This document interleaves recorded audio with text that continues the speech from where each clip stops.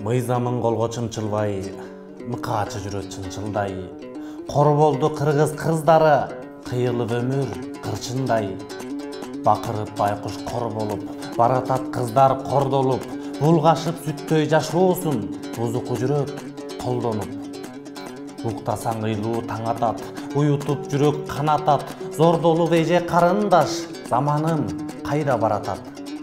Бирөөлөрдүн тагдыры урбайт дешип, булакмактар зордуктоого кынықты. Аттиң ай, пенде туруп жасап жатат, акылы жок, айван кылбас кылыкты. Акыретти акылына туя албай, алакандай мүчөлөрүн тыя албай, жап-жаш сулуу периштени зордуктап, жер үстүндө кантип жүрөт уялбай. Ачкалыктан уурдагандар мындай турсун, адаммын деп жашап жүргөн күнүң курсун. Кара жол тоюшундай зөөкүрлөрдү Кудай берип, жазасын кусур урсун. Өлтүрүп мусулманды, өкүртүп агызып кызылганды, өкүмүн Алланын аткара албай, адамдар ушунчалык бузулганбы?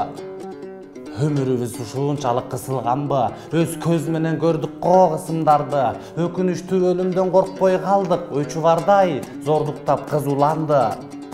Толтурбайла күнөөлөрдү күндөн күнгө, топурактан жаралганбыз айдан эмес, тозок оту жалындап күтүп турат, токтотолу, адамбыз го, айбан эмес.